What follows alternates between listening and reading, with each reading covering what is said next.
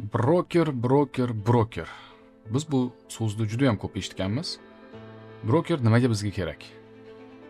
Moliyaviy bozorlarda savdo qilishingiz uchun yoki sarmoya kiritishingiz uchun sizga moliyaviy bozor vositachisi kerak bo'ladi. Moliyaviy bozor vositachisi bu broker bo'lishi mumkin.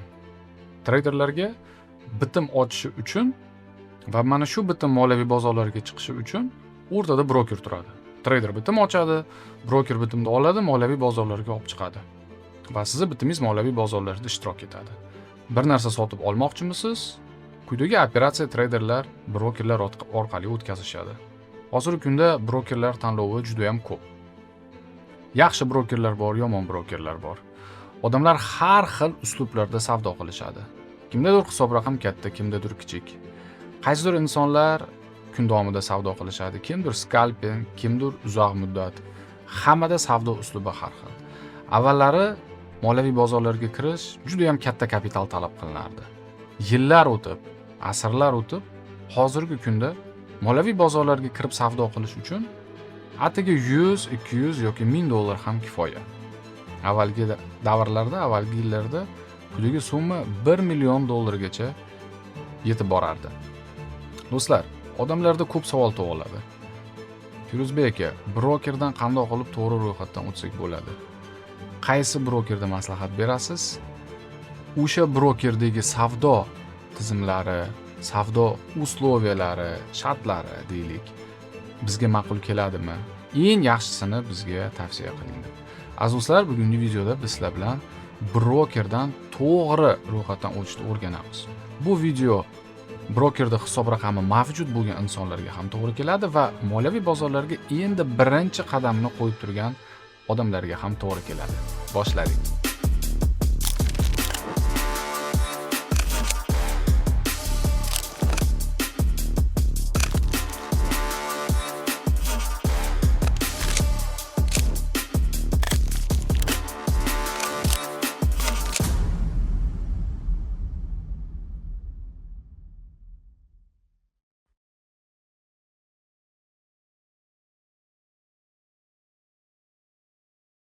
Hisob raqamni brokerdan ro'yxatdan o'tkazishimiz uchun bizga ikki dona narsa kerak bo'ladi.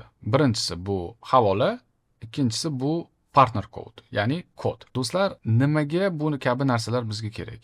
Avvalambor havola. Siz boshqa mamlakatda bo'lishingiz mumkin, ya'ni O'zbekistonda emas. Misol uchun, Turkiya, Qozog'iston, Qirg'iziston yoki boshqa mamlakatda. Quyidagi havola siz ro'yxatdan o'tib turgan mamlakatga tegishli bo'lgan brokerni veb-saytini ochib beradi va ro'yxatdan o'tish imkoniyatini beradi. Kod bizga nimaga kerak? Bu kod bilan havola ikkalasi bitta tizimda ishlaydigan narsa. Quyidagi havola orqali ro'yxatdan o'tsangiz, agar bu degani sizda qo'shimcha imtiyozlar paydo bo'ladi brokerda. Ya'ni qo'shimcha bonuslar sizda paydo bo'ladi. Hisob raqamiga pul qo'yib turganingizda sizga yana broker tarafdan qo'shimcha summa taqdim qilinadi. Har xil promo aksiyalarda qatnashish imkoningiz mavjud bo'ladi va undan tashqari man tarafdan, ya'ni Uranus kompaniyasi tarafdan yoki broker tarafdan Uranus kompaniyasi bilan birgalikda uyushtirilgan har xil investitsion konkurslarda ishtirok etish imkoniyatini beradi.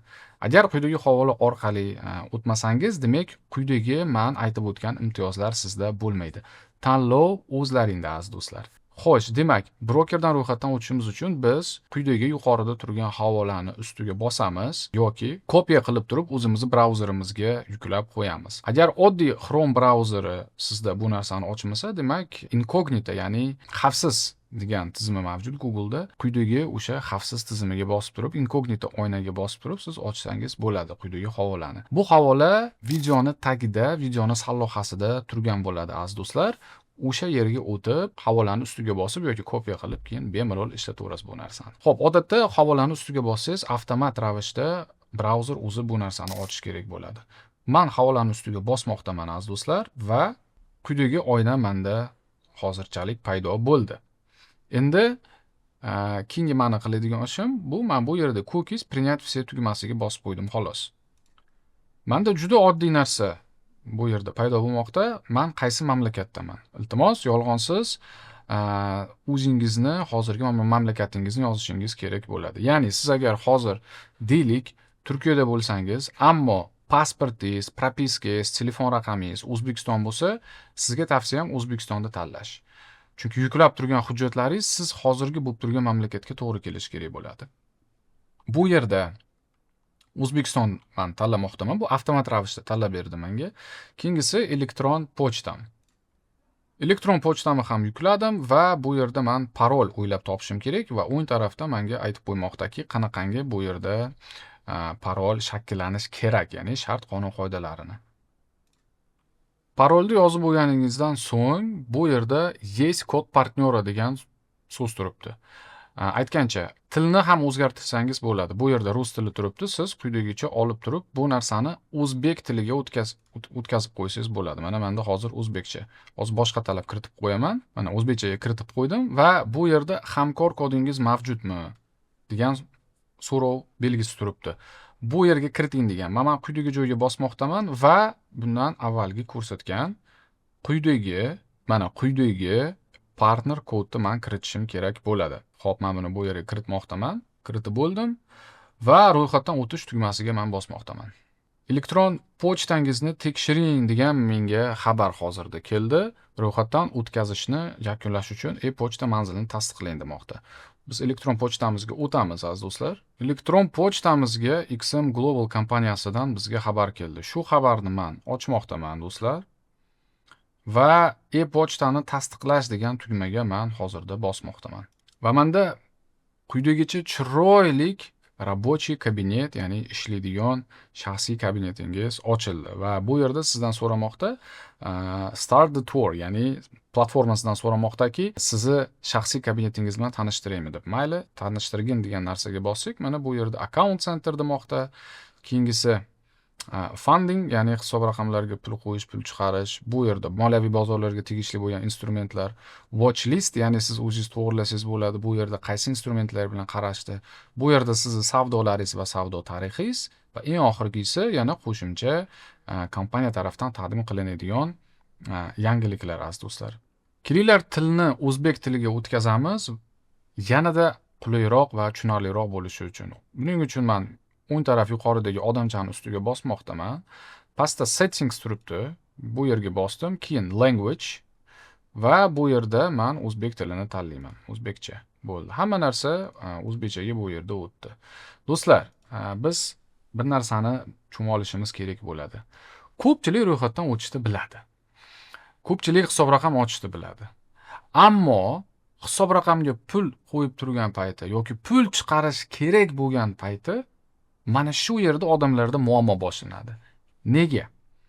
Chunki ro'yxatdan o'tishni odamlar qo'lda uchida bajarishadi.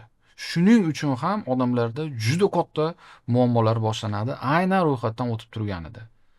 Mana shu video do'stlar, moliyaviy bozorlarga, tradingga, investitsiya dunyosiga birinchi qadam qo'yib turgan odamlarga juda foydali.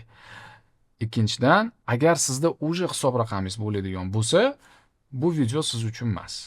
Balkim sizni brokeringiz sizga agar ma'qul kelmay turgan bo'lsa, quyidagi videoni ko'rib, quyidagi brokerdan foydalansangiz bo'ladi. Va agar hisob raqamdan, ya'ni ro'yxatdan noto'g'ri o'tib qo'ygan bo'lsangiz, mana shu videoni ko'rib, qadamlaringizni to'g'rilab olishingiz kerak bo'ladi. Chunki ro'yxatdan o'tish bu fundament. Qanchalik to'g'ri bu narsani qilsangiz, ertadan keyin savdo paytida sizda ortiqcha muammo bo'lmaydi do'stlar. Xo'sh, demak, biz shaxsiy kabinetimizdamiz va bizdan yana qo'shimcha qiladigan ishlarimiz bor. Ya'ni biz verifikatsiyadan o'tishimiz kerak. O'ng taraf tepada yakunlash degan tugma turibdi. Shuni ustiga men bosmoqdaman. Do'stlar, har doim ham veb-sayt birga bir bo'lmasligi mumkin. Sizda dizayn ozgina farqli ravishda ko'rsatilishi mumkin. Bu odatiy hol aziz do'stlar. Bu yerga men telefon raqamimni hozir kiritaman. Ishlaydigan iltimos telefon raqamni kiritinglar do'stlar. Hisob raqamni kiritib bo'lgach, kodni qabul qilish degan tugmasiga bosishimiz kerak bo'ladi. Va 6 ta raqamli kodni biz kutishimiz kerak, ya'ni OTP, one time password. Kodni kiritdim aziz do'stlar. Men bu yerda soniyalar belgilangan, shu vaqt ichida kiritishingiz kerak bo'ladi. Agar mabodo kod kelmasa, o'ng qo'l tepada support mavjud, shu yerga yozishingiz mumkin bo'ladi. Odatda kod tez keladi. Kodni men tasdiqladim, hisob raqamimni, ya'ni verifikatsiyani bitta turdan men tasdiqlab bo'ldim. Bu narsa yana bir bor aytaman aziz do'stlar, muhim sizni shaxsingizni hozir bu tasdiqlamoqda. Haqiqiy insonmisiz, soxta insonmisiz? Bu sizni 500-chi akkauntingizmi yo bu 3 ta akkaunt ochyapsizmi bitta odamga? Shu narsalarni tekshirmoqda hozir. Endi profil tafsilotlarimizni biz bu yerga qo'shishimiz kerak bo'ladi, ya'ni ma'lumotlarimizni kiritamiz. Ism, familiya, tug'ilgan sana. Juda oddiy. Ma'lumotlarni kiritib bo'lib davom etish tugmasini bosamiz. Va bu yerga biz manzilimizni kiritishimiz kerak bo'ladi. Manzilni to'ldirib turganingizda kompaniya avtomatik ravishda sizga ma'lum bir manzillarni tanlash imkonini beradi do'stlar. Mana misol uchun Toshkent viloyati Bekobod shahri va bu yerda mana ko'rmoqdaman. Bekobod shahar, Bekobod, Toshkent viloyati, O'zbekiston. Menga eng to'g'ri keladigani mana shu quyidagilarning ichida do'stlar ayni shunisi bo'lmoqda. Shuning uchun men quyidagini bosaman. Sizda bo'lmasligi mumkin bu narsa, agar bo'lmasa prosta o'sha yozganingiz qolaveradi. Eng oxirida pochta indeksi degan yozuv turibdi do'stlar. Pochta indeksingizni agar bilsangiz, avtomatik ravishda kiritsangiz bo'ladi. Agar bilmasangiz, internetdan olsangiz bo'ladi. Men hozir buni ko'rsataman. Buning uchun men yangi oyni ochib turib, bu yerga misol uchun mana pochta indeksi deb yozmoqdaman. Keyin Golden Pages degan menda hozir mana veb-sayt chiqmoqda. Men buni ustiga bosmoqdaman va menga kerakli bo'lgan viloyatni yoki shaharda tanlashim kerak bo'ladi. Mana misol uchun bu yerda menga eng keraklisi Toshkent viloyati. Mana men Toshkent viloyati indekslarini ustiga bosmoqdaman, menda chiqdi. Sal pastrog'iga tushmoqdaman, menda ketdi. Olmaliq, Angren, Ohangaron, Oqqo'rg'on, mana Bekobod. Ya'ni menga Bekobod kerak. Bu yerda ikkita berilgan. Menga qaysi biri kerakligini yuqorida ko'rsatib qo'yilgan. Eski, yangi demak, men faqat o'ng tarafga qarayman. Bekobod mana keldi. Qaysi biri menga ma'qulroq, yaqinroq joylashganligini agar bilsangiz, tanlab o'shani kiriting. Agar bilmasangiz, bu degani glavpochtam, ya'ni o'sha Головной eng katta va o'sha markazi odatda joylashgan bo'ladi. Glavpochtamni tanlasangiz bo'ladi do'stlar. Ya'ni umumiy glavpochtam. Bu Bekobod pochtam. Men quyidagini tanlamoqdaman. Va chap tarafdagi mana shu oynani ichiga men bu narsani kiritib qo'yishim kerak. Davom etish tugmasini bosmoqdaman. Menda quyidagi savollar bu yerda chiqmoqda. Savollar. Keling investor tafsilotlaringizni qo'shamiz. Sizda Forexga oid ta'lim darajasi bormi? Yoki farq shartnomalari kabi derivativ mahsulotlar bilan kamida 15 marta savdo qilganmisiz? Va men xoling ha deng, xoling yo'q deng. Men misol uchun deylik, yangi odamman, ma'lum bir paytlarda savdo qilganman, ha tugmasini bosmoqdaman. Keyingisi. Keling shaxsingizni tasdiqlaymiz. Biz nega bunday ma'lumotlarni so'rayapmizligini sizda bu narsani ko'rib qo'ygan. Shaxsni tasdiqlashimiz kerak. Davom etish tugmasiga men bosmoqdaman do'stlar. Quyidagi oyna bizda mana ochilyapti. Bu yerda mana mana o'zbekchani tanlasak ham tilni o'zgartirish o'zbekcha mana o'zbek yuqorida men o'zbekchaga o'zgartirsam ham bu yerda baribir nima bo'lmayapti, o'zgarmayapti, hech qisi yo'q do'stlar. Biz prosta mana shu qadamlarda bajarishimiz kerak bo'ladi. Biz o'zimizni shaxsimizni tasdiqlovchi hujjatimizni yuklaymiz. Ikkinchisi bu o'sha live tekshiruvdan o'tishimiz kerak bo'ladi do'stlar. Xo'p, buni qilishimiz uchun siz meni sizga maslahatim telefonga o'tib oling. Continue on phone. Chunki kompyuterdan hujjat yuklash, videodan o'tish juda qiyin. Shuning uchun men telefonga o'tmoqchiman. Telefonga o'tib turganingizda yoki quyidagi havolani o'zingizga tashlab olib, brauzerga keyin tashlaysiz, o'tib olasiz yoki kamerani ochib QR kodga bosasiz. Kamerani ochdim telefonimda. Havolaga olib bormoqdaman. Pastda menda yana sariqda mana havola chiqmoqda. Shu havolani ustiga men bosdim va meni yangi veb-saytga yo'naltirmoqda. Bu yerda men tanlashim kerak. Qaysi usul bilan men hozir o'zimni verifikatsiya qilaman. Men continue tugmasini bosmoqdaman. Bu mendan so'rayapti, siz qayerdasiz deyapti. Shaxsiy ma'lumotlaringiz qanday qayta ishlashini bilib olish uchun yashash davlatingizni tanlang deyapti. AQShdan boshqa barcha mamlakatlar menga to'g'ri keladi. Shuni tanlab davom etish tugmasini bosmoqdaman. Keyingi qadamim qanaqangi hujjatni men bu yerga yuklashim kerak. Misol uchun ID bo'lishi mumkin. Agar sizda ID karta bo'lsa, pasport bo'lsa, pasport, prava bo'lsa, eng oxirgisi mana bu yerda prava. ID, pasport, prava, bu residence permit. Agar временный, ya'ni doimiy emas, vaqtinchalik agar hujjatingiz bo'ladigan bo'lsa, men misol uchun bu yerda pasportni tanlamoqdaman do'stlar. Next tugmasiga bosmoqdaman.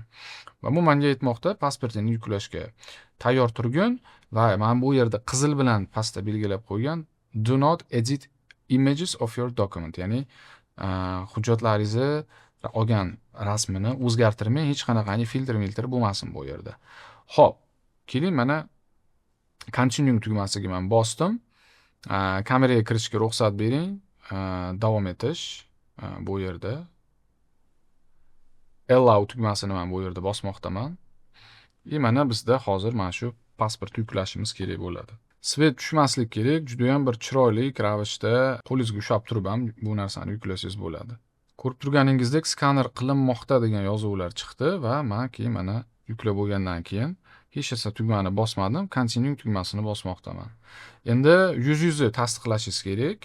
Ya'ni bu pasport sizga tegishli va siz haqiqiy insonligingizni tasdiqlashingiz kerak bo'ladi. Continue tugmasini bosmoqdaman va bu menga mana yuzimni aynan mana shu kameraga joylashtirishni iltimos qilmoqda. Va bu sizga yana qo'shimcha xatti-harakatlar, ya'ni boshingizni chapga, o'ngga, yuqoriga, pastga qiling deb aytib qolishi mumkin. Bularni ham bajarishimiz kerak bo'ladi. Joyingda ushlab turgin boshingni deb aytmoqda. Ana endi burgin demoqda. Mana endi tahlil qilinmoqda. Bo'ldi. Hamma narsa yaxshi o'tdi. Hujjatlar, datalar protsessda degan narsalarni bizga mana aytmoqda. Bu sahifani yopishingiz mumkin degan yozuv chiqdi. Men bu sahifani yopamanda kompyuterga o'taman. Ana endi yashash joyimizni tasdiqlashimiz kerak va bu yerga biz iloji boricha bugun yuklagan, ya'ni bugun yuklab olgan MyGovdan propiska hujjatimiz kerak bo'ladi do'stlar. Ya'ni propiskani hamma biladi. Buni odatda MyGovdan olsangiz ro'yxatdan o'tish va verifikatsiyadan o'tish ancha tezroq bo'ladi. Ko'ryapsizlar do'stlar, qanchalik bu yerda ish mavjud, ammo ko'pchilik bu qadamlarni bajarmaydi yoki qo'lda uchida qilib ketadi yoki qoldiradi. Pul qo'yish, pul chiqarishda keyin muammolar bo'ladi. Shuning uchun biz bu qadamlarga ham juda ham bir qattiq ravishda e'tibor bermoqdamiz. Xo'p, hozir MyGovdan propiskani yuklab, bu yerga PDF formatda yuklaymiz. Mana bu yerda yozilgan GIF, JPG, PNG va PDF formatlar bo'lsin, maksimal 5 megabaytdan oshmasin degan. Bu qonun qoidalariga ham rioya qilish kerak. Biroz vaqt o'tgandan keyin do'stlar, mana menda quyidagi ekranda ma'lumot paydo bo'ldi. Hisob raqamingiz tasdiqlandi. Hozir savdoni boshlash uchun depozit kiriting. Ko'pchilik mana shu joyda to'xtatib qo'yadi va o'sha depozit kiritib savdoga o'tib ketib qoladi. Bu noto'g'ri do'stlar. Biz propiskani yuklab qo'yishimiz kerak bo'ladi. Bizga bu yerga xat kelgan. Mana bu yerda XMga xush kelibsiz degan bizda xat mavjud bu yerda. Profilingizni tasdiqlang. Biz hozir aynan mana shu narsa bilan shug'ullanmoqdamiz. Undan keyin depozit kiritishimiz mumkin bo'ladi va bu yerda bizda avtomatik ravishda ikkita hisob raqami ochib berilgan. Demo hisob raqam va haqiqiy hisob raqam. Demo hisob raqam ham, haqiqiy hisob raqam ham, ya'ni real hisob raqam ikkalovi ham MT5 platformasida ochilgan do'stlar.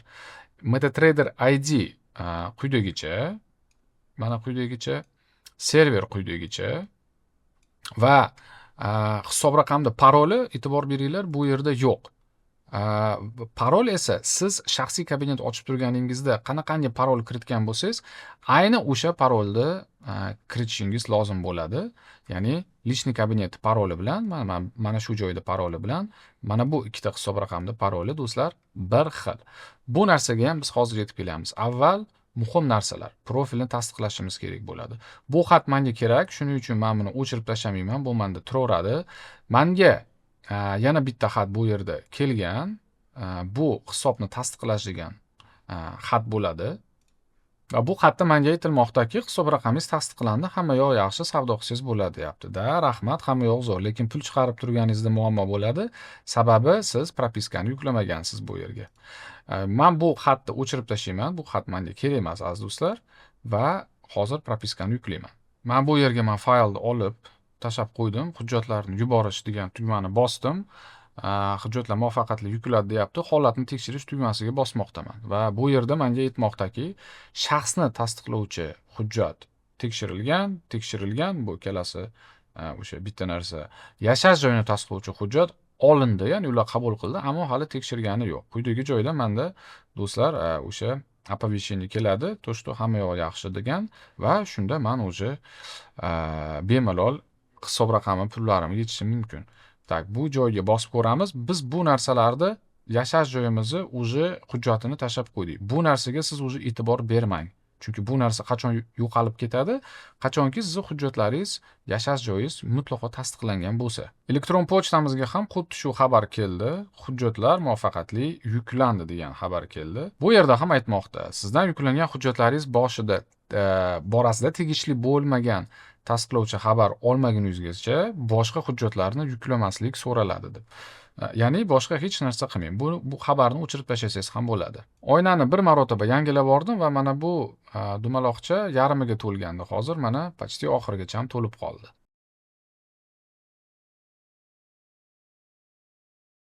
Biz endi shaxsiy kabinetning ichiga kirib, qo'shimcha sizlarga tegishli bo'lgan ma'lumotlarni ko'rib chiqamiz. Avvalambor do'stlar, chap taraf tepada bu sizning hisob raqamingiz, haqiqiy deb qo'ygan, ya'ni real hisob raqam.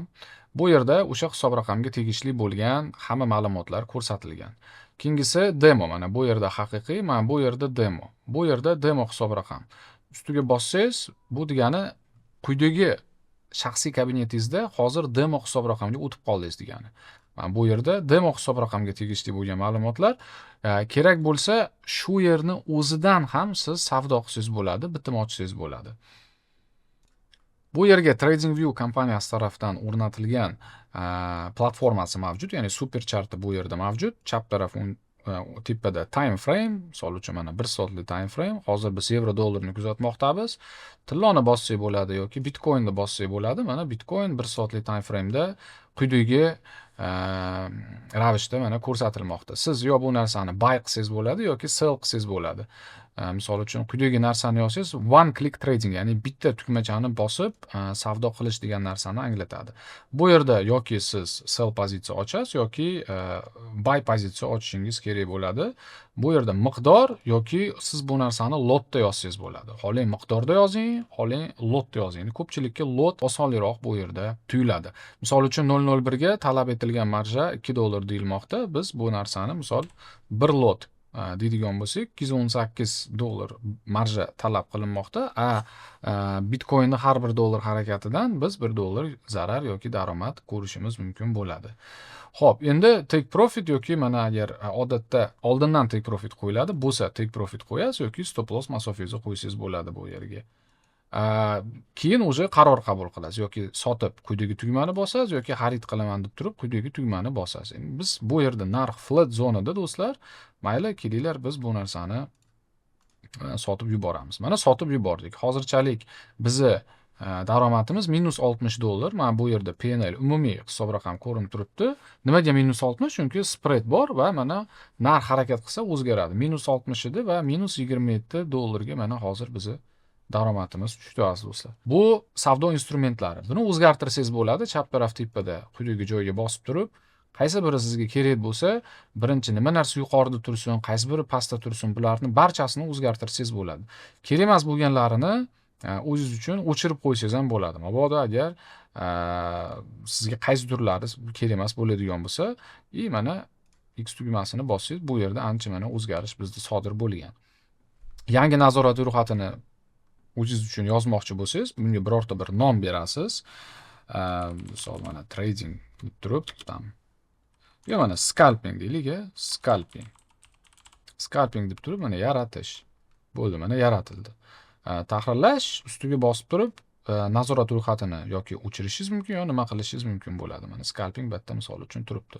Eng oxirida va bu yerga siz o'sha vositalarni kiritasiz. Ustiga bosib turib, sizga to'g'ri kelgan vositalarni bu yerga qo'shib chiqsangiz bo'ladi. Misol tillo, Bitcoin, dollar yana uchalasini qo'shdik. Scalping uchun mana shu 3 ta narsa sizda bo'ldi. Bu sizning o'zingiz nazorat ro'yxatingiz, kriptovalyutalar, indekslar, valyuta, aksiya va ommabopi, o'sha odatda odamlar savdo qiladiganlarini bu yerda ko'rsatib qo'ygan do'stlar.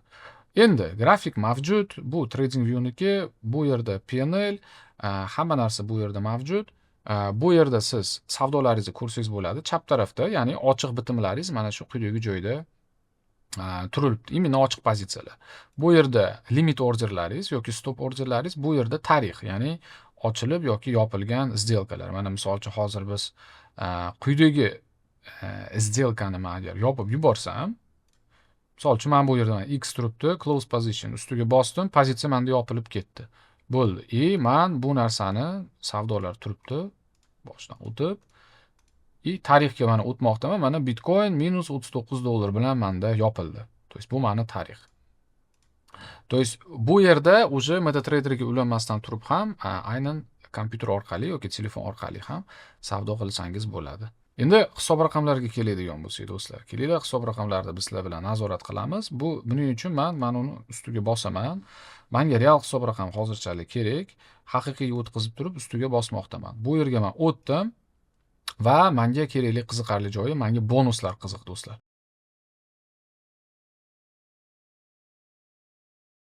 Buning uchun boshqa degan tugmaga bosmoqdaman. Chap tarafda boshqaga bosdim. Mukofotlar degan joydagi bonuslar bo'limiga o'tmoqdaman.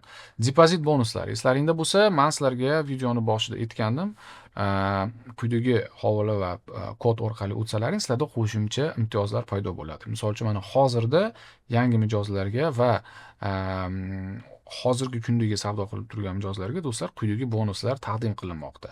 Ya'ni qanaqangi bonuslarki, birinchi navbatda $200 bonus, keyingisi $500 bonus, keyingisi $10,000 bonus. Ya'ni buni hisob kitobi juda ham oson aziz do'stlar. Siz misol uchun agar hisob raqamingizga $1000 pul tashladingiz. $1000 pul tashladingiz. $1000 tashladingiz.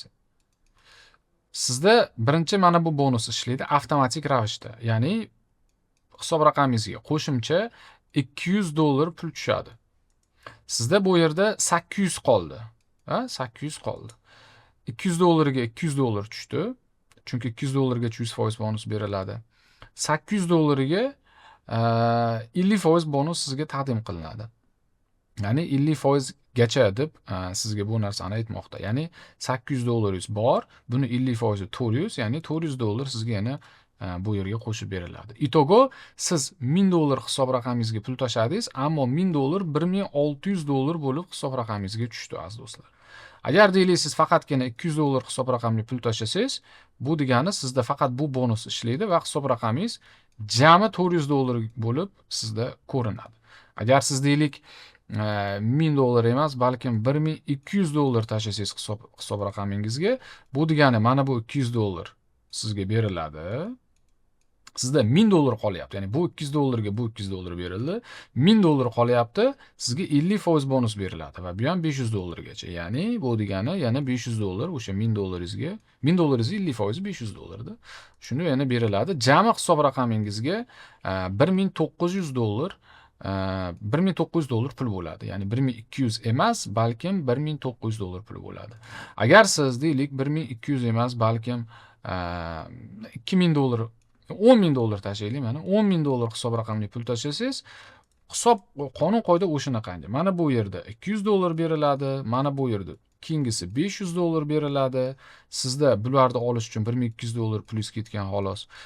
Qolgan 8800 do'stlar sizda pul qolmoqda. Chunki 10,000 dan 1200 ayirdik va buni 20% ga ko'paytiriladi va yana qo'shimcha $1760 hisob raqamingizga pul tashlab beriladi. Ya'ni bonuslarda o'zi sizda $200 bo'ladi, $500 bo'ladi va $1760 bo'ladi. Bu degani siz $10,000 pul tashlasangiz hisob raqamga, sizga kompaniya qo'shimcha $2460 yana ustiga qo'shib bermoqda. Ya'ni 12460 sizda daromad bo'lmoqda. Savol tug'iladi, bu pullarni biz qanday qilib ishlatamiz, nima qilamiz? Ya'ni bu pullar sizniki. Kompaniya tarafdan taqdim qilinib turgan bonuslar bu investitsiya sifatida beriladi sizga. U pulni bemalol ishlatsangiz bo'ladi. O'sha pulni ishlatgan holatda qilgan daromadingizni siz qo'shimcha brokerga qaytarib bermaysiz. Ya'ni bu pul mutlaqo sizga mana taqdim qilindi, investitsiya sizga taqdim qilindi, bepulga deylik. U pul bilan ishlab daromad qilsangiz ham o'zingizga zarar qilib qo'ysangiz-chi degan savol tug'iladi. Misol uchun $1000 tashladingiz, bonuslar oldingiz va bonuslar bilan birgalikda o'zingiz hisob raqamingizni ham yo'qotib qo'ydingiz, xato qilib qo'ydingiz. Bu holatda siz brokerga qarz bo'lib qolmaysiz, hech narsa taqdim qilmaysiz. Broker sizdan bu pulni talab qilmaydi. Vaholanki sizda yana qo'shimcha Bu yerda bonuslar qolgan. Keyingi safar hisob raqamingizni to'ldirsangiz, yana quyidagi qolib ketgan bonuslarni bemalol ishlatsangiz bo'ladi. Mana shunaqangi zo'r imtiyozlari bor.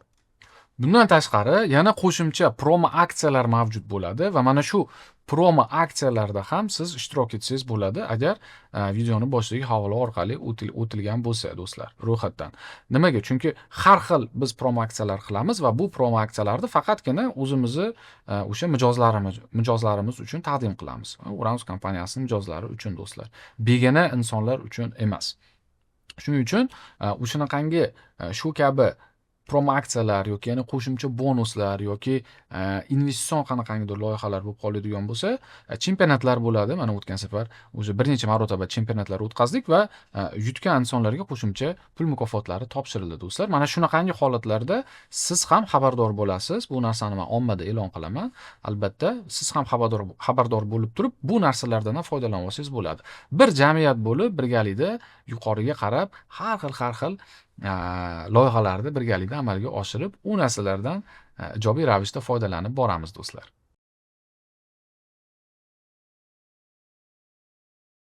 Yana bitta muhim joyiga biz hozir kelmoqdamiz. Hisob raqamiga pul qo'yish, pul chiqarish va muammolar bo'lib qolsa nima qilishimiz kerak bo'ladi? Ya'ni buning uchun bizda o'sha hisob raqam bu yerda bor. Mana haqiqiy hisob raqam bu yerda turibdi, standart. Men sizga hozir hisob raqamni yana bir turini tushuntirib bermoqchiman bu yerda. Kelinglar, men bu yerga yangi hisob raqam degan tugmani ustiga men bosmoqdaman. Savdo hisobi yoki demo hisob. Keling, mana real savdo hisobini men tanlamoqdaman. Qaysi birini tanlashim kerak? MT4 mi, MT5 mi? Sizga qaysi biri ma'qul? Farqi yo'q. Kimdir MT4 da ishlaydi, kimdir MT5. Mayli, mana MT5 qolsin. Davom etish tugmasini bosmoqdaman. Bu yerda juda ham ko'p turdagi hisob raqamlar berilmoqda. Men sizga hozir bularni tushuntirib beraman nimaligini. Birinchisi, standart hisob raqam. Hozir men sizlarga aytgan hamma bonuslar quyidagi hisob raqamga to'g'ri keladi va mana shu hisob raqamda mavjud. Hammasi bu yerda mavjud bo'ladi. Chempionatlarda ishtirok etish uchun ham aziz do'stlar, savdo chempionatlarida va kelasi deylik konkurslarda yoki bonuslarda ishtirok etish uchun ham hammasiga standart hisob raqam kerak bo'ladi. Mikro hisob raqam bu avvalgidek nano degan hisob raqam hisoblanadi. Bu narsani men tavsiya qilmagan bo'lardim hech kimga, chunki ko'pchilik bu hisob raqamni tushunmaydi. Siz deylik $100 pul tashiysiz, $100 $10,000 qangi savdo qilasiz. Ko'pchilik bu yerda adashadi, lekin hisob raqamni avvalgiga o'xshab katta qilib ko'rsatib bermaydi. Avval nano degan hisob raqamlar bo'lardi. Misol uchun siz любой summangizni 100 ga ko'paytirib berardi. Misol $100 tashadingiz, 100 ga ko'paytirib beradi va siz $10,000 hisob raqamda savdo qilgandek bo'lasiz. Ammo bilib qo'yinglar, nano hisob raqamlar любой brokerda, nano hisob raqamlar va ko'pincha holatlarda mikro hisob raqamlar do'stlar, bu nima desam bo'ladi? Bu juda ham katta ehtimol bilan bozorga chiqmaydigan hisob raqamlar. Nanolar aniq chiqmaydi bozorga. Bular ham do'stlar bozorga juda ham kamdan-kam holatlarda chiqadi. 99.9% holatlarda chiqmaydi. Qachonki chiqadi, qachonki siz mikro ochib turib hisob raqamga deylik bir 50 ming, 100 ming dollar pul tashlasangiz, keyin chiqaradi bozorga. Bunaqangi narsa qilinmaydi. Shuning uchun ehtiyot bo'linglar. Bu kabi hisob raqamlar do'stlar mikro, nano tushunadigan odam ishlatish kerak bo'ladi. Agar tushunmasangiz, lutchi baqa o'tmang. Keyingisi bu ultra low standart hisob raqam. Xuddi menga o'xshagan, faqatgina bu yerdagi farq bir dona xolos. Bu yerdagi farq faqatgina spreadda. Ultra low hisob raqamda spread ozginaga, do'stlar, ko'p emas, ozginaga kichikroq bo'ladi standart hisob raqamga nisbatan. Lekin ultra low standart hisob raqamida aziz do'stlar, bu yerda hech qanaqangi bonuslar mavjud emas. Ya'ni bonuslar, qo'shimcha investitsiyalar, qo'shimcha chempionatlar, qo'shimcha konkurslar, mana shu hammasi faqatgina standart hisob raqamda mavjud. Bu yerda mavjud emas aziz do'stlar. Ultra low standartda mavjud emas. Bu yerdagi bitta yutug'ingiz faqatgina spreaddan yutasiz xolos. Lekin qolgan hamma yutuqlar do'stlar mana bu yerda. O'zingizga qarang, qaysi biri sizga to'g'ri keladigan bo'lsa, o'shani oching. Bu yerda ultra low mikro bor, buni ham men sizlarga maslahat bermayman. Keyingisi shares, bu yerda kim kerak? Bu spot aziz do'stlar, spot bozori va aksiyalar. Kim agar aksiyalarda savdo qilaman deydigan bo'lsa, mana quyidagi hisob raqamni ochish mumkin bo'ladi va savdo qilsa bo'ladi. Faqat spot, faqat aksiyalar. Odatda katta depozit kerak, spotda aksiyada savdo qilgani daromadlari yaxshi bo'lishi uchun. Misol $50, $100 bilan bu narsani qilmaydi. Bu yerda aksariyat holatlarda minimal depozit katta bo'ladi, bir $10,000 atrofida. Bu yerda minimal depozitlar juda kam. Demak, bizga ikkita hisob raqam turi kerak. Biri standart, ikkinchisi ultra low yoki bu. Bonus, investitsiya, chempionatlarda qatnashish imkoniyati va hokazo imtiyozlardan foydalanishingiz uchun standart hisob raqam. Agar faqatgina menga hech narsa kerak emas, ozgina spread kichikroq bo'lsin desangiz, ultra low standart. Misol uchun, men yana bitta misol keltiraman. Внутридневный savdo va scalping bilan shug'ullanadigan bo'lsangiz, do'stlar, deylik mana skalperlarga ultra low standart ko'proq to'g'ri keladi.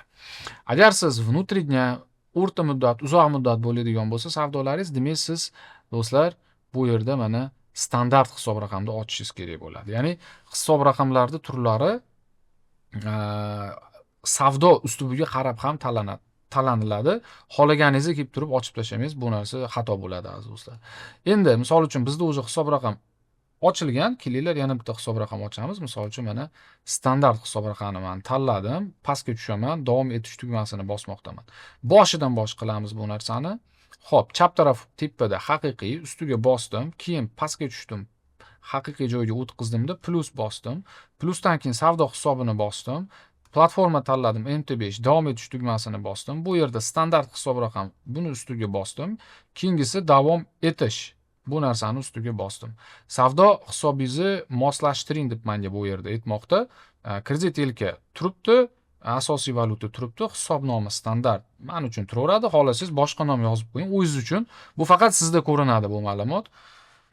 Misol uchun bu yerda scalping qilaman deydigan bo'lsangiz, scalping deb qo'ysangiz bo'ladi.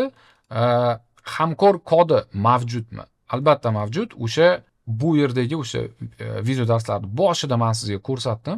Xuddi shu narsani kiritishingiz kerak bo'ladi. Hamkor kodini mana men bu yerga yozib qo'ydim aziz do'stlar. Keyingisi quyidagi joyga men galochkani qo'yib qo'yapman va davom etish tugmasini bosmoqdaman. Bu yerda savdo hisobi, ya'ni siz o'sha parol o'ylab topishingiz kerak bo'ladi. Sizga mana bu qanaqangi parol kiritishni, qanaqangi bo'lishini sizga mana nima qilmoqda, aytib bermoqda.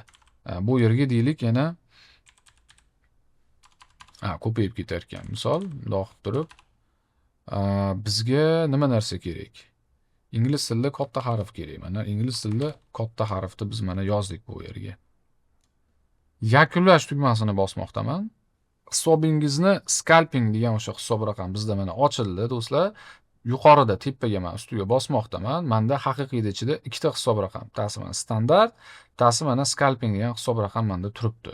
Ikkalasi ham MT5 platformaga tegishli. Endi biz bu hisob raqamga MetaTraderga ulashimizdan avval, ya'ni terminalga ulashimizdan avval hisob raqamga pul tashlashimiz kerak bo'ladi do'stlar. Bu yerda mana ustiga bossangiz, mana bu depozit turibdi. Biz yechib ola olmaymiz, chunki hamma yoq 0.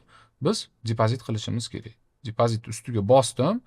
Moliyalashtirish variantlari mavjud. Depozit, ichki o'tkazish, tranzaksiyalar tarixi. Bizga depozit kerak. Keyingisi kredit debit kart, ya'ni Visa kartalar do'stlar, v основном.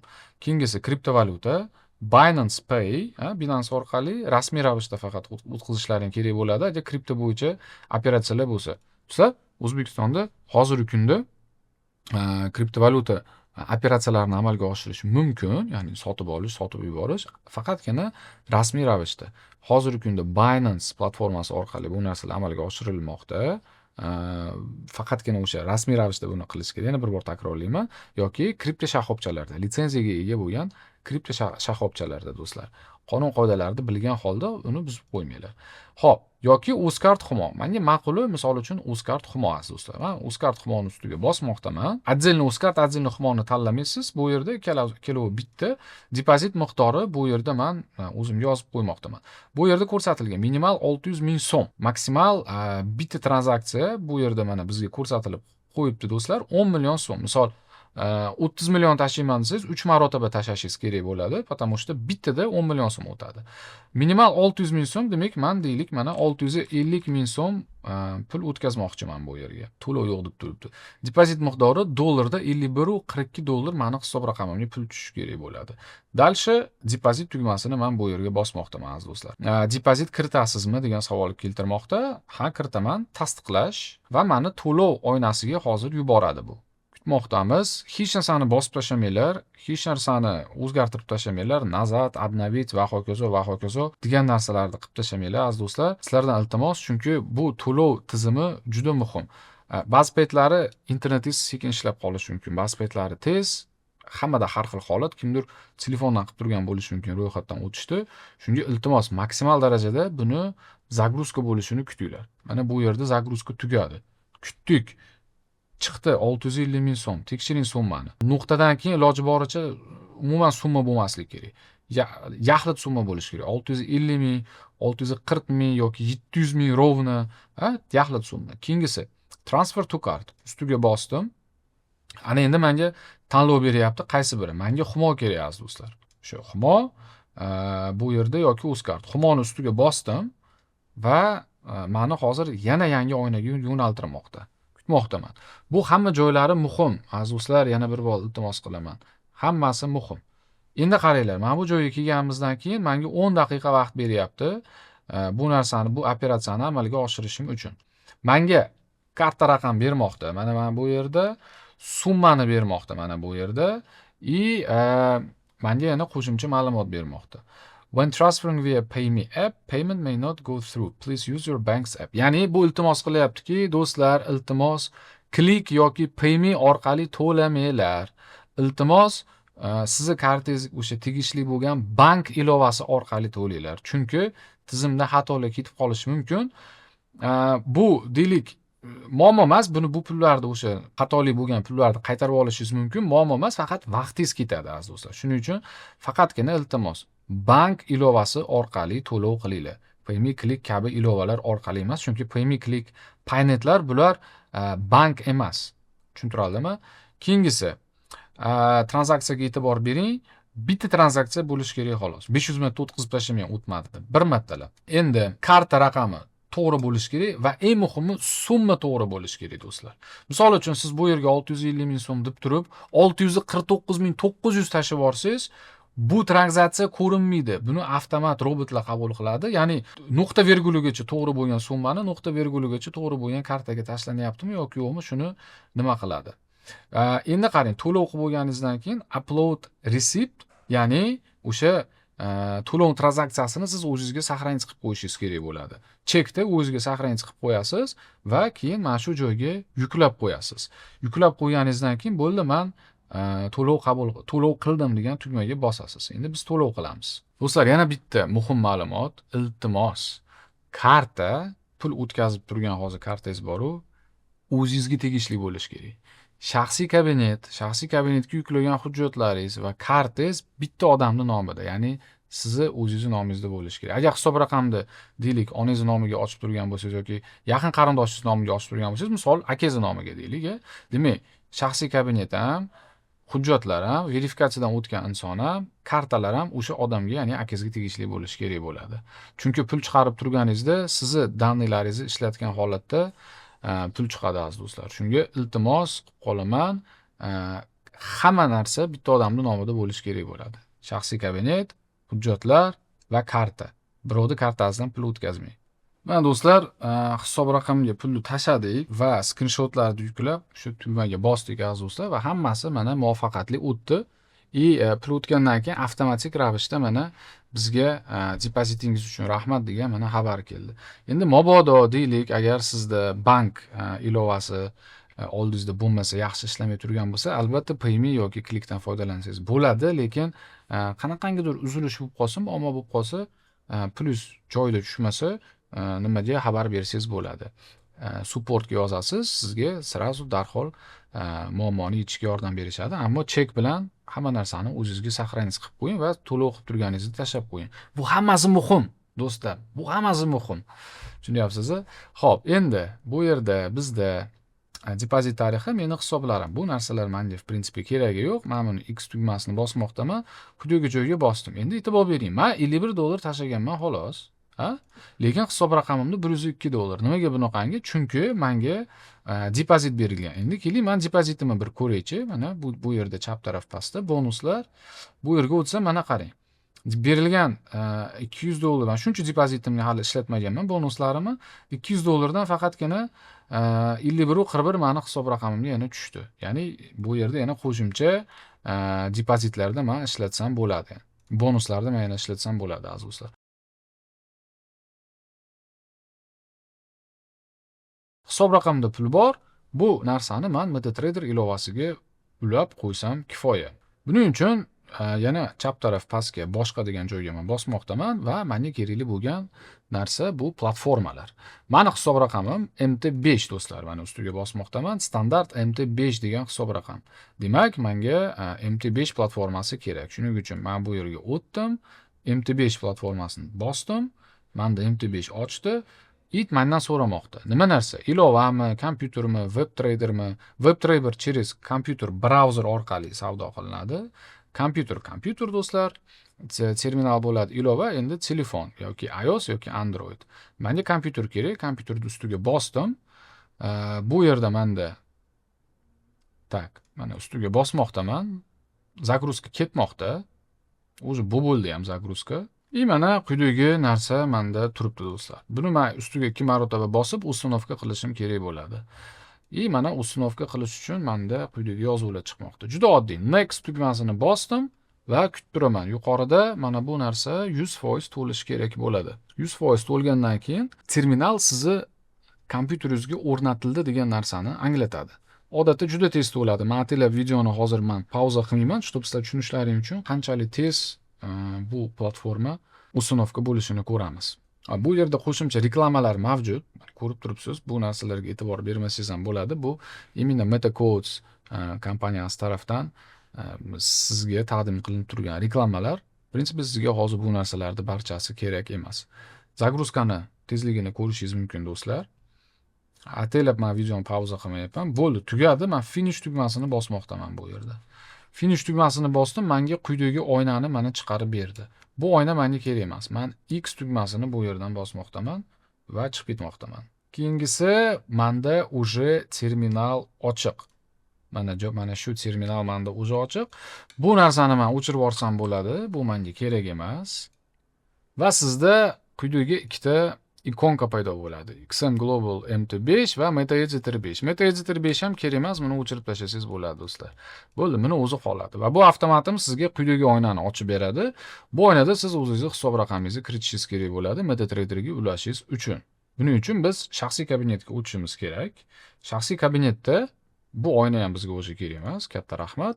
Shaxsiy kabinetda biz quyidagi hisob raqamimizni ma'lumotlarini olishimiz kerak bo'ladi. Men ustiga bosdim. Va hisob raqami ma'lumotlari menda quyidagi joyda mana berilgan. Ya'ni hisob ma'lumoti mana boshidan qilaylik. Haqiqiyni ustiga bosmoqdaman. Hisob raqamimni qaysi birini ulamoqchiman? Bunimi? Mana bunga o'tib qolyapti yoki buni ulamoqchimanmi? Aynan o'shanisini tanlayman. Keyingi qiladigan ishim boshqarish. Ustiga bosdim. Hisob ma'lumoti. Aynan mana shu tugmaga men bosmoqdaman va mana meni hisob ma'lumotlarim aziz do'stlar. Ya'ni menga birinchi kerakdigan bo'lgan narsa bu MetaTrader ID. Buni men kopiya qilmoqdaman va terminalga kiritishim kerak bo'ladi. Bu yerda menga XM kompaniyasi tomonidan taqdim qilingan server avtomatik ravishda turibdi. Ustiga bosib turib next tugmasini bosmoqdaman do'stlar. Va menda mana yangi oyna ochildi. Bu oynaga connect with an existing trade account, ya'ni mavjud bo'lgan savdo hisob raqamini ulash deyapti. Demo ochish yoki real account ochish emas, menga aynan mana shu narsa kerak. Buni men bosdim. Login aziz do'stlar, men o'sha bu narsani kopiya qilib oldim, eslaringda bor. Mana bu joydan kopiya qildim. MetaTrader ID bu bizning loginimiz do'stlar. Bu menda hozir inglizcha. Hayron bo'lmanglar. Kompyuter qaysi tilda bo'ladigan bo'lsa, demak ilovalar ham katta ehtimol bilan shu tilda bo'ladi. Kompyuteringiz tili rus tilida bo'lsa, bu rus tilida bo'ladi katta ehtimol bilan. Endi loginga men xuddi o'sha hisob raqamni men kiritmoqdaman. Endi parol aziz do'stlar. Parol eslaringda bo'lsa, biz hisob raqamni ochib turganimizda parol kiritgandik. O'sha parolni men kiritaman. Shaxsiy kabinet paroli emas aziz do'stlar. Aynan mana shu hisob raqamni ochib turganimizdagi kiritgan parolimiz. Chunki bu hisob raqamni ochib turganimizda biz parol kiritganmiz. Mana bu hisob raqam broker tarafdan avtomatik ravishda ochilgan hisob raqamidir. Buni paroli shaxsiy kabinetingiz paroli. Buni paroli biz buni o'zimiz qo'l bilan kiritganmiz. Shuning uchun aynan mana shuni parolini yozaman. Shu joyda adashmasalaring bo'ldi. Men o'sha parolni bu yerga kiritib qo'ymoqdaman. Endi bizga kerakli bo'lgan ma'lumot oxirgisi server. Server qaysi? Demak, men yana quyidagi hisob raqamni mana tanladim. Boshqarish, hisob ma'lumotlari va server turibdi. XM Global MT5 9. Aynan mana shu ma'lumotni men quyidagi spiskada axtarishim kerak bo'ladi. XM Global MT5 hammasi bir xil. Menga 9 kerak. Mana eng oxirida 9. Dalshi finish tugmasi do'stlar. Va sizni terminalingiz mana va nihoyat ochildi. Bu narsa в принципе o'chirib tashlasak bo'ladi. Bu bizga kerak emas. Mana bizning hisob raqamimiz do'stlar chiroyli ravishda o'sha sozlandi. Mana bu yerda o'sha siz tahlil qilib terminalni o'zingizga to'g'rilab, dizaynlarini ustida ishlab, bemalol savdo qilsangiz bo'ladi.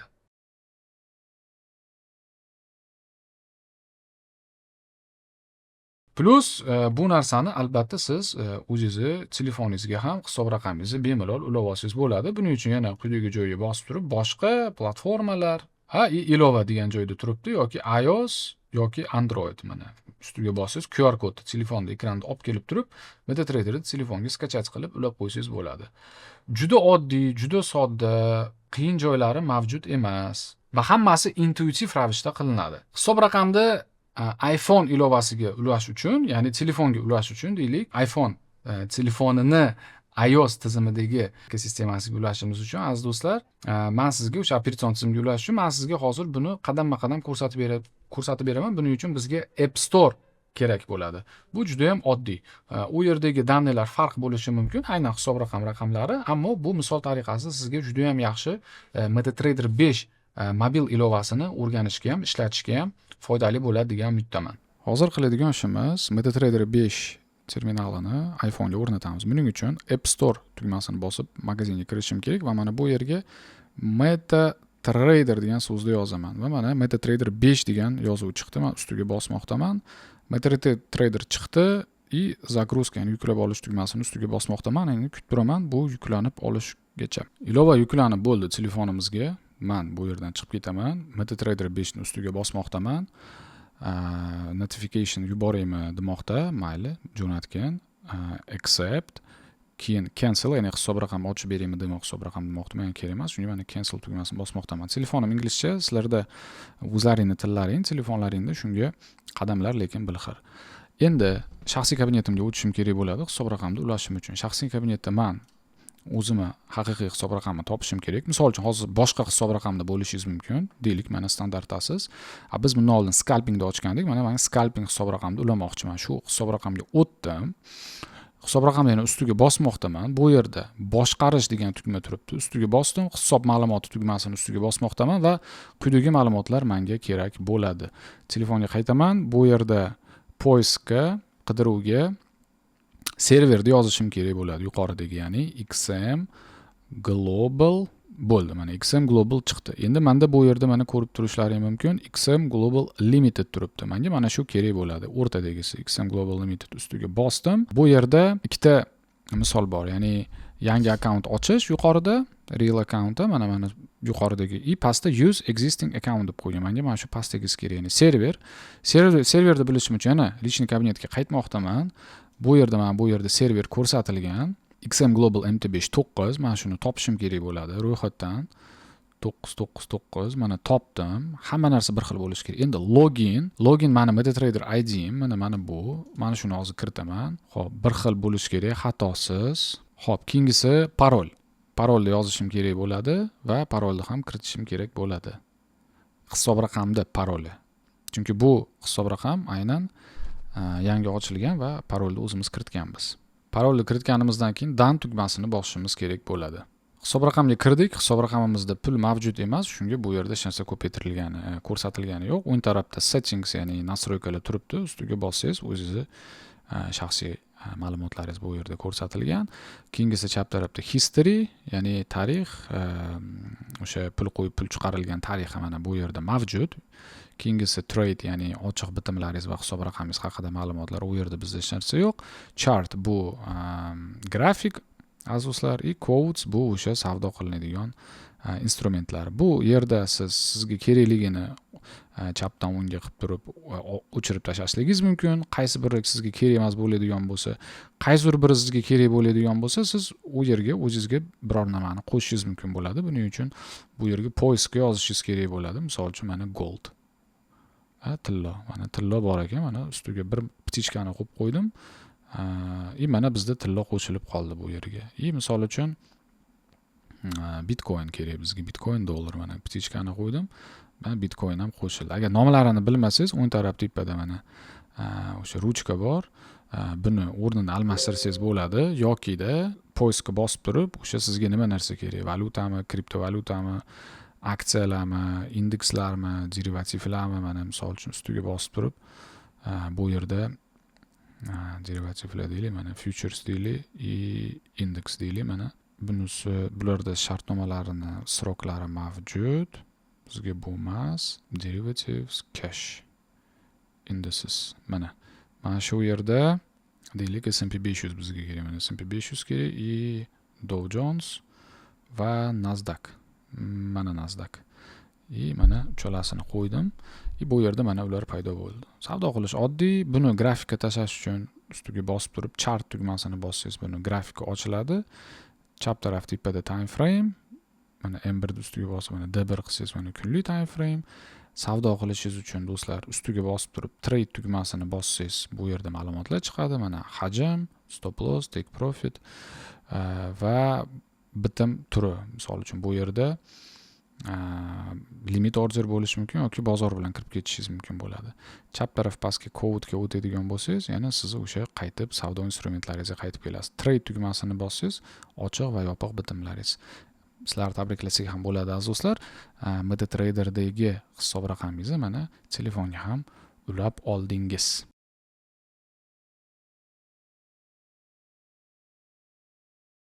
Ana endi sizlar bilan pul yechishni ko'rib chiqamiz aziz do'stlar, ya'ni withdrawal. Buning uchun juda oddiy. Quyidagi joyga bosamiz, hisob raqamimizni tanlaymiz. Qaysi hisob raqamidan pul yechib olmoqchisiz? Yechib olish. Eslatib o'taman, bonuslarda, ya'ni mana kredit degan so'z bor. Bu bonus. Faqat bu yerda kredit deb qo'yilgan. Bonuslarda yechib ola olmaysiz, faqat tashlagan pulingizni yechib olasiz xolos yoki qilingan daromadni yechib olasiz xolos do'stlar. Men yechib olish tugmasiga bosmoqdaman. Yechib olish mana bu yerda, yana shuni ustiga men bosmoqdaman do'stlar. Aynan mana shu hisob raqamimda va bu yerda sizga yechib olish qonun qoidalarini taqdim qilib tushuntirib bermoqda. Asosiy qonun qoidalaridan biri bu hisob raqamingizdagi ham barcha bitimlar yopilgan bo'lishi kerak pul chiqarib olishingiz uchun. Ko'pchilik menga mana shu pul yechilib turilgan paytida savollar beradida, "Voy, pul yechishda muammo bo'lib qoldi, undoq bo'lib qoldi, bundoq bo'lib qoldi." Nimaga? Chunki aynan mana shu qonun qoidalariga rioya qilmaganligingiz uchun qayta sizlarda muammolar bo'lmoqda. Bunga rioya qiling, hech qanaqangi muammo bo'lmaydi. Demak, mana buni o'qib olamiz, yaxshilab tushunib olamiz. Men sizlarga o'sha qisqacha bu narsani aytdim. Tasdiqlash tugmasini men bosmoqdaman. Menga bir nechta uslub taklif qilinmoqda, ammo yana bir narsani bu yerda aytishim kerak. Avvalambor boshida siz qaysi uslubda hisob raqamingizga pul tashlagan bo'lsangiz, demak, xuddi shu uslubda pul chiqarib olishingiz kerak bo'ladi. Boshida kriptovalyutada tashladingizmi, kriptovalyutadan chiqarib oling. Visa kartani tashladingizmi, Visa kartani tanlab chiqarasiz. Uzcard Humomi, demak, Uzcard Humoga chiqarasiz. Juda oddiy. Boshqa uslubda tanlamaysiz, shunda oson bo'ladi. Men Uzcard Humodan tashladim. Uzcard Humo opsiyasini yana men bu yerda tanlamoqdaman. Bu yerga men kiritgan o'sha brendni tanlayman. Men qaysi kartadan pul tashladim? Men Humodan pul tashladim. Demak, men Humoni tanlayman. Karta raqami qaysi? O'sha bundan avval biz pul tashladik hisob raqamiga. Aynan mana shu karta raqamni siz kiritishingiz kerak bo'ladi. Boshqa birovnikini emas, uchinchi shaxsnikini emas, boshqa kartangiz emas. Aynan bu yerga tashlagan karta raqamingizni. Hamma ma'lumotlarni kiritdim. Hisob raqamimda mavjud bo'lgan mablag', yana xuddi shuni kiritmoqdaman. Kursni bermoqda va minimal necha dollar yechib olishni ko'rsatmoqda. Bu ya'ni minimal $10. Undan kam yecha olmaysiz. Quyidagilarni bildiraman deb men bosmoqdaman va so'rov tugmasini men bu yerga yubormoqdaman. Bu yerda mana bizga quyidagi xabar kelmoqda. Ya'ni so'rov qabul qilindi va mana shu so'rovnomani yana qaytadan sizga agar pul tushishi bilan yetkazamiz degan narsa. Bo'ldi, tushunarli. Всё. Mendan pul chiqib ketdi, ya'ni kompaniya уже pulni chiqarish ishlarini boshladi. Kartaga hali pul tushgani yo'q. Pul tushishi bilan bu yerda ham, pochtamga ham, o'zimga ham menga xabar keladi har taraflama. Bu yerda yana bitta narsa mavjud. Do'stlar, odamlar odatda pul chiqarib turganda aradan 5 daqiqa yoki 1 daqiqa o'tgandan keyin pul tushmasa tipirchilashni boshlaydi, qo'pol qilib aytganda. Ya'ni xavotirga tushishni boshlaydi. Yo'q, xavotirga tushmang. Bu tranzaksiyalar do'stim. Misol uchun Swift tranzaksiyalari 3 sutkalab, 3 kunlab o'tadi. Agar deylik siz payshanba kuni tashlasangiz, keyingi hafta seshanba yoki chorshanba kuni pul tushishi mumkin bank hisob raqamiga. Bu hammasi tranzaksiyalarga bog'liq. Odatda meni maslahatim, men odatda 2 sutka kutaman. Ya'ni 48 soat kutaman men odatda. Ya'ni 48 soatdan keyin agar hisob raqamimga pul tushmasa, farqi yo'q, u jumami, shanbami, yakshanbami, dushanbami farqi yo'q. Keyin men o'zi texpodдержкаga yozaman, buni ham sizlarga ko'rsataman, qanday qilib ishlashimiz kerakligini. Va yana bitta men sizga sirni aytaman do'stlar. Aksariyat holatlarda juma kuni pul yechmanglar. Chunki juma kuni yechsalaring, katta ehtimol bilan agar cho'zilib ketsa, omadsiz tizimga tushib qolsangiz, deylik, dushanba kuni yoki seshanba kuni pul chiqadi. Nimaga? Chunki juma kuni aksariyat juda ko'p ishtirokchilar, moliyaviy bozor ishtirokchilari hamda brokerlar mijozlari pul yechishadi. Kimdir katta, kimdir kichkina miqdorda farqi yo'q. Juma kuni juda katta serverlarga nagruzka bo'ladi. Sizni tranzaksiyangizni avtomatik ravishda обработка qilish vaqti cho'zilib ketishi mumkin bo'ladi. Shuning uchun juma kuni pul chiqardingizmi noilojlikdan, bilavering-ki, agar deylik 1-2 kun ichida tushmasa, keyingi hafta plyus tushadi. Shunga hali supportga, ya'ni onlayn texnik yordamga keyingi hafta yozganingiz ma'qul bo'ladi do'stim. Shuning uchun pul chiqardingizmi, shoshib qolmang. Pul tashladingizmi, deylik 1 soat ichida tushmadimi, ozgina kuting. Agar deylik 1 soatdan keyin ham tushmagan bo'lsa, demak supportga bemalol bu murojaatingizni bersangiz bo'ladi. Pul chiqarishda ham xuddi shunaqa men sizlarga tushuntirdim. Ya'ni ko'ngillaringni xotirjam qilinglar. Ortiqcha asabbuzarlik yoki yana qanaqangidir xavotirga tushmanglar. Ana endi tasavvur qilinglar, pul tashlashda yoki pul chiqarishda bizda muammo bo'ldi yoki umumiy ravishda muammo bo'ldi. Nima qilamiz? Bu narsani men hozir ko'rsataman sizlarga. Buni ham ko'pchilik qilmaydi. Ya'ni bizda har doim bu yerda texpodдержка va XM kompaniyasi tarafdan yordam beruvchi insonlar mavjud. Buning uchun biz odamchaga bosamiz. O'ng taraf tepada mana yordam degan tugma turibdi. Mana shu tugmaga bosishimiz kerak bo'ladi. Siz yoki yordam markaziga murojaat qilishingiz mumkin. Mana yordam markazi mavjud. Savolda yozasiz, umumiy javoblarni o'qiysiz. Agar yo'q, menga aniqroq va inson yordam berishini xohlayman deydigan bo'lsangiz, jonli chatga yozishingiz kerak bo'ladi.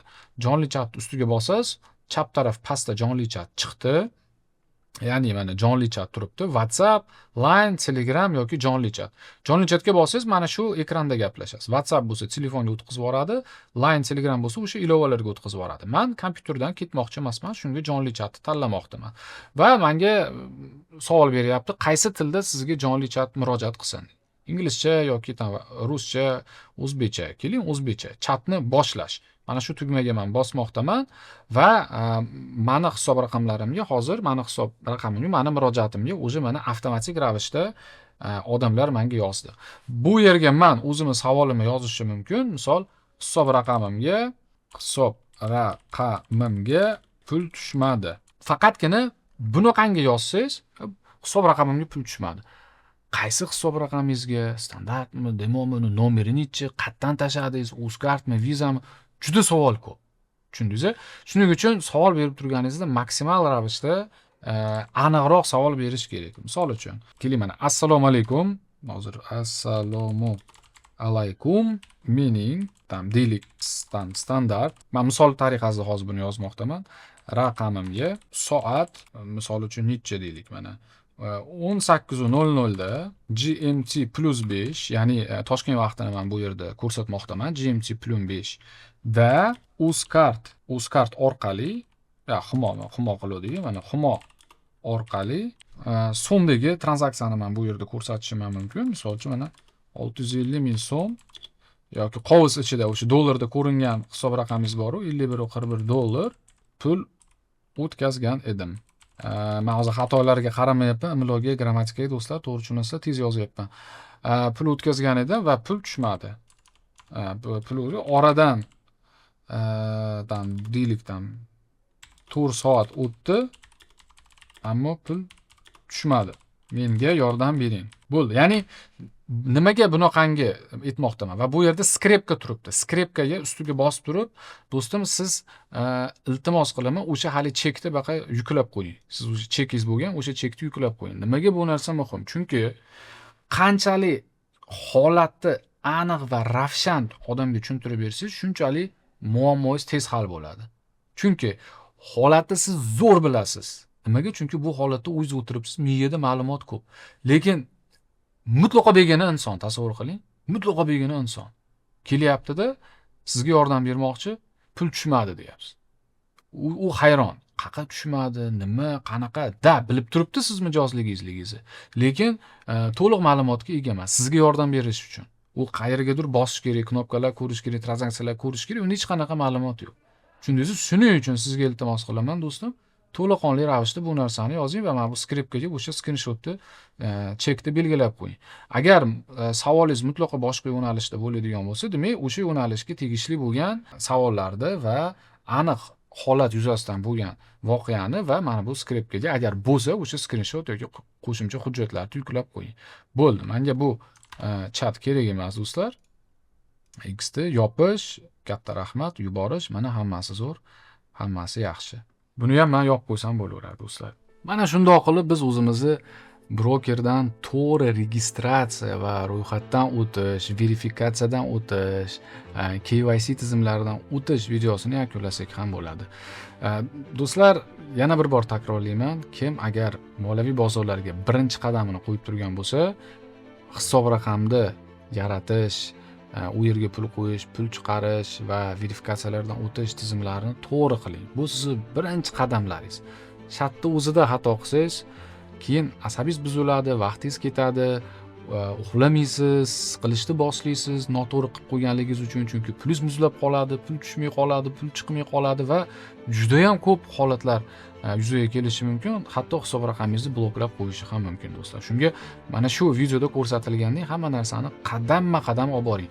To'g'ri bilaman, video sal uzoqroq bo'lib ketdi, lekin men xohlardimki, bu narsani sizga ipidan ignasigacha chiroyli ravishda sodda qilib tushuntirib berishni. Do'stlar, katta rahmat. Kommentariyga yozib qoldiramiz. Keyingi video darsligimiz qaysi mavzuga bo'lishligini. Qaysi kommentariy soni deylik, qaysi mavzu ko'p marotaba takrorlansa kommentariyda, o'sha mavzuga men sizlarga video darslik qilib beraman. Sizlar bilan Firuzbek Aliyev, Uranus kompaniyasi. Keyingi darslarimizda ko'rishguncha